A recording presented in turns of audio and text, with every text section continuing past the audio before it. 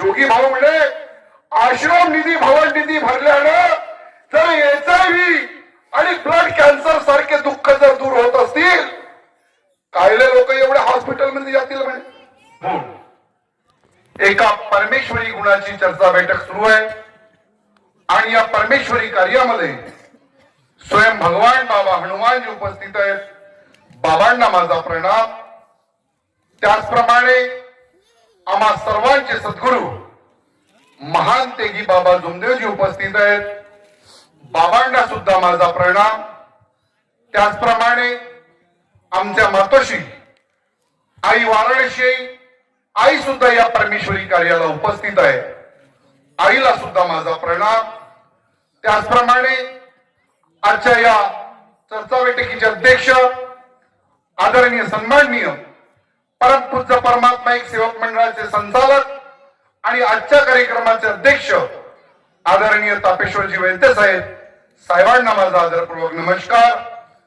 त्याचप्रमाणे ज्यांच्या हातून आमच्या बाबाचं स्वागत समारंभाचं कार्यक्रम झालं असे मंडळांतर्गत मार्गदर्शक आदरणीय सन्माननीय अश्विनजी सेंडे साहेब साहेबांना माझा आदरपूर्वक नमस्कार.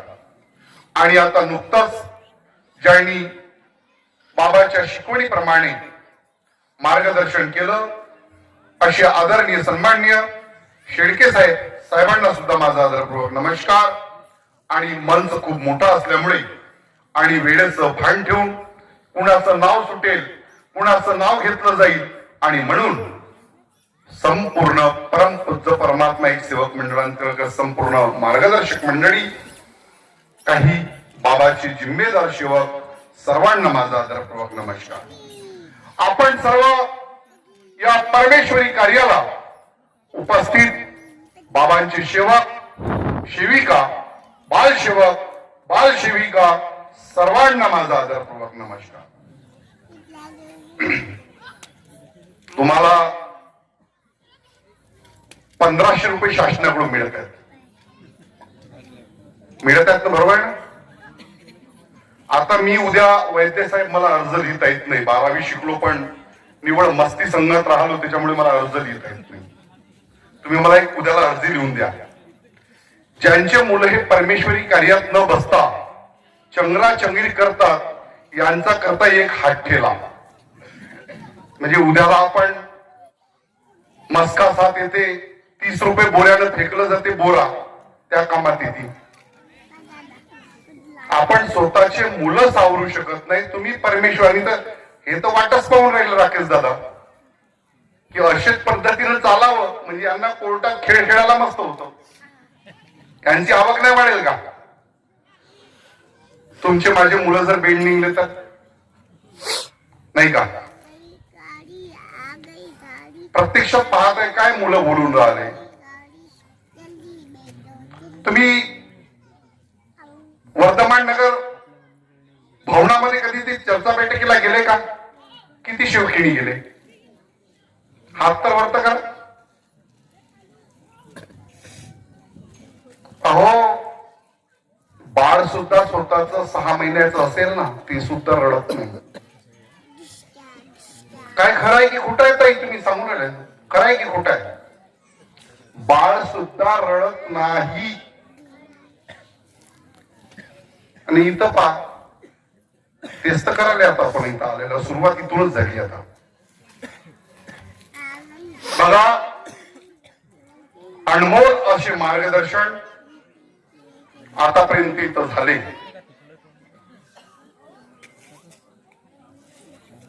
आणि सुंदर असे अनुभवाच्या माध्यमातून ज्यांनी मार्गदर्शन केलं अशा सर्व मार्गदर्शक मंडळीचं मी धन्यवाद मानतोय. आणि हा बाबाचा मार्ग हा मार्ग अनुभवावर आहे आणि वेळ आहे फक्त 5 वाजेची. आणि आमचे अध्यक्ष महोदय त्यांना तर कितीही वेळ दिली तरी कमी पडतंय. म्हणून मी आता थोडस विचारात पडलो की मी काय बोलावं. आणि म्हणून मी अगदी थोडक्यात जरी का सांगिततो कारण आणि आम्हाला भगवंत फक्त अनुभवात दाखवलं. आम्ही भगवंताला नाही पाहिलं, परंतु आम्ही स्वतःच्या अनुभवावरती ज्या दिवशी या मार्गावर आलो आणि 3, 7, 11 जे काही कार्य होते ते कार्य केले आणि त्या कार्यावर आम्ही एका परमेश्वराला पाहिलं.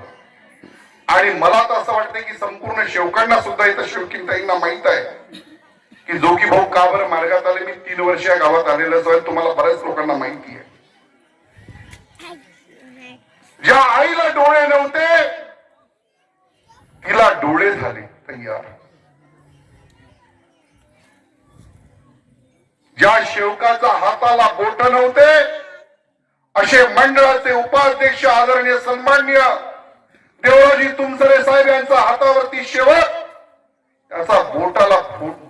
त्याचा हाताला बोट फुटू लागले. चरेगाव या गावातील शेवक ज्याला चालता येत नव्हता तो आज बाबाचा कृपेने धावायला लागला. आणि अशाच अनुसंधानातून आपण अशाच विचारातून आपण परमेश्वर बाबांनी आपल्याला दाखवलं. आणि हे प्रत्येकावरच आणि प्रत्येकानंच भगवंताला अनुभवात प्रत्येकाने पाहिलं, परंतु आम्ही त्या कृतीत वागत नाही. थोडस काही झालं, एखाद्याला काही म्हणलं, आत्ताच सांगितलं साहेबांनी 13, पण माझ्या अभ्यानुसार 16 जागी हे व्यवहार सुरू आहेत. हे कशामुळे कशामुळे कशामुळे कशामुळे तापेसर भाऊ आणि रामेश्वर जोगी आम्ही सोबत आहोत. अख्खे 15 लोक आम्ही बरोबर आहोत. पण थोडस जर समजून झालं, माझ्या वहिनीने जर दररोज गुलाबजामुन दिले, जोगी साहेब येऊन राहिले, दे गुलाबजामुन, दे गुलाबजामुन, आणि एखाद वेळा जर पाक कमी सापडला तर अप्पेसर सारखा तर माणूसच नाही. त्याचा पोरगा बेंड आहे, त्याची पोरगी बेंड आहे, तो असा आहे ना मग तसा आहे ना मग जे मी नाही पाहिलं तेही, आणि मग अजून जर नाही पटलं फिर ये दुकानदारी से वो दुकानदार. जोगीनं उधारी मागितली, चालला साठवण्याच्या दुकानात, इकडून फिरून जाते. समजते आम्हाला सर्व, बुद्धी सर्व दिली परमेश्वरानं. आम्ही शिक्षितही आहोत, आम्हाला सर्व समजतं. केलं कोण मग? ह्या बैल घेऊन शेतात जाणाऱ्या माणसाने केलं का हे सर्व? हे सर्व केलं शिक्षित लोकांनीच तर केलंच. नाच सर्व नाच कोणी केलं? जे शिक्षित लोक होते, ज्यांना आम्ही म्हटलं हे आमचे आहे, मोठे बुद्धिवान लोक आहे, यांनीच तर सत्यानाश करून बसले. आणि यायच्या घरी थोडस जाऊन तर पा, सारं कचरं पडलेलं आहे, कचरं. आणि तुम्हाला जर वाटत असं काही, तुम्हाला जर कसं मागणी नाही, मी तुझा सर्वे करतो 8 दिवसात, काय परिस्थिती आहे. तर बाबाच्या शब्दाला आत्ताच सांगितलं साहेबांनी, ज्यांनी ज्यांनी तोडले, आदरणीय सन्माननीय पंचकौर मार्गदर्शक रतिरामजी कनपटे साहेब आहेत. माडगी या गावातील बाबाच्या सेवक आम्हाला दहाजी सांगतात.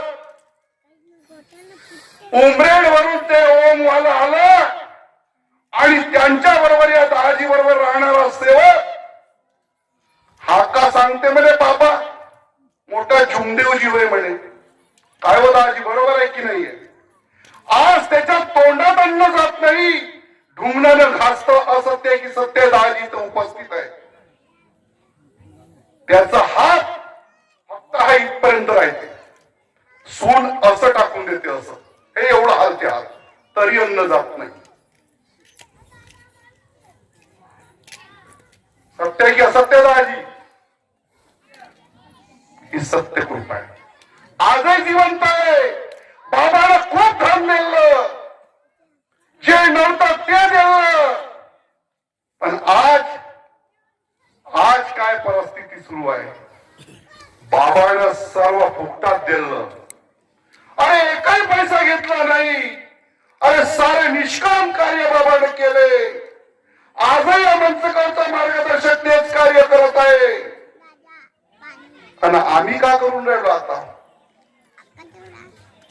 आम्ही काय करून राहिलो? जोगी तापट बोलते, चल फिर उधर. पचगरे साहब मेरा गेम जमा करो उधर निवस्थान में. लताबाई इकडे जमवून घ्या ना. हे कोण सांगितलं कराले? हे कोण सांगितलं कराले? आतापर्यंत अनुभवी असं सुंदर असं मार्गदर्शन, संपूर्ण शब्द डोक्यात गुंजत आहेत साहेबाचे. मग आम्ही त्या वृत्तीत बसतो काय, हे आता आम्हाला विचार करायचा आहे. आणि म्हणून आज ह्या ताळगावरून ही सुरुवात झाली, ही रुकणार नाही. प्रत्यक्षात या परिसरातील मार्गदर्शक म्हणायचे, जोगी साहेब मे महिन्यात निवडणुका झाल्या, त्या क्षणात तुम्ही बोलत होते निवस्थान, मोवाडी आणि सर्व शाखा संघटित होतील. मग आज काय चालू आहे? आज आम्ही प्रण सुद्धा केलेला आहे 15 लोकांनी, की निश्चित जे तुमचे शब्द आमच्या कानी पडत आहेत ते करण्याचा इथून आम्ही प्रयत्न करू पूर्णत्व.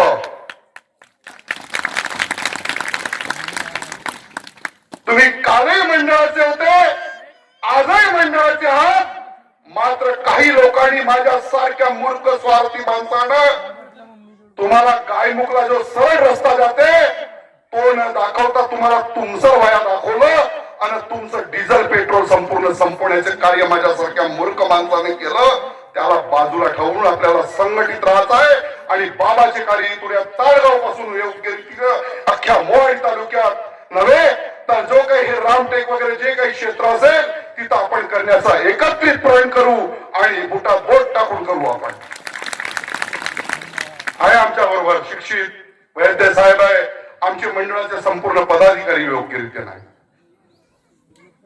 केल्या आणि होता केलंच पाहिजे, अन्यथा होणार नाही. जोपर्यंत पाऊल पुढे टाकणार नाही तोपर्यंत का नाही होणार? आज तुमचं मोवाडी क्षेत्रामध्ये कालपर्यंत असं पकडायचे, लाट्या काट्या काढायचे 64 गावामध्ये मंडळाच्या 2-3 बैठका, एका गावात 3 बैठका, 2 बैठका. आज 64 गावामध्ये संघटित बैठका झाल्या आणि हेच कार्य अख्खे 15 लोक आणि तुम्ही सर्व ही माझ्या माय बहिणीचे माझे भाऊ बंध आहेत आणि ही जे संपूर्ण जी जिम्मेदारी व्यक्तिमत्व असले यांच्या माध्यमातून सर्व घडणार आहे आणि घडेल. बाबा शेळके साहेबांनी बोलले, म्हणाले साहेब की मंडळाचा आदेश नाव कटला तरी चालेल आणि घडवलं बाबांना. साधी दैवी शक्ती समजता का? आणि या दैवी शक्तीच्या अनुषंगाने मी तुम्हाला एक अनुभव सांगतोय.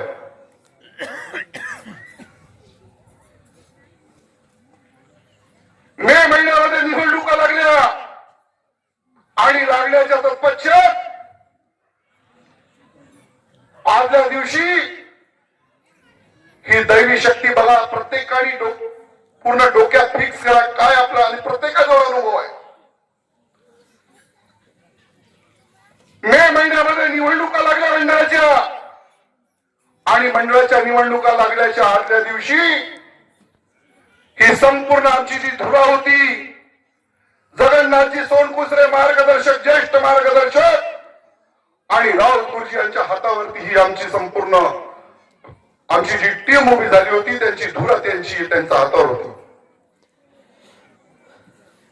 आदल्या दिवशी ते आम्हाला माडगीला येणार होते की तुमसर मोवाडी तालुक्यातून आपण कोणतं कॅन्डिडेट घ्यावं याकरिता ते माडगीला मीटिंग लावलेली होती. आणि त्या मीटिंगच्या आदल्या दिवशी काय झालं, माझ्या निवासस्थानामध्ये धनराजजी चिंदालोरे इथं बऱ्याच काही शेवकिनी आहेत आमच्या तुमसरून आलेल्या, त्या ओळखतात त्याला. अतुल दादा सुद्धा त्याला ओळखताय चांगलं. घरी आला आणि रडायला बसला दारात येऊन. मी म्हटलं धनराज का रडते तू?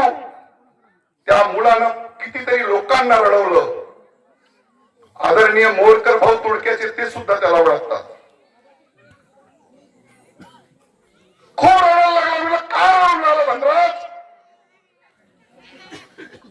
भाऊ म्हणे एकच वर्ष झाला म्हणे मी माझ्या भावाचं लग्न केलं. सुनबाई प्रेग्नेंट आहे म्हणे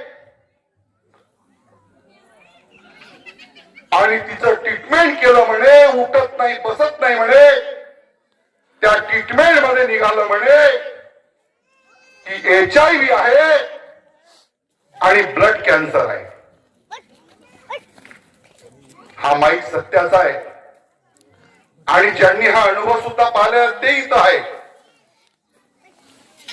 मी म्हटलं रडू नको धनराज, परमेश्वर मार्ग काढेल. म्हणे कसं भाऊ? भाऊ म्हणे मी असं काय केलं जोगी भाऊ? म्हणे फुटू फुटू रडायला लागला.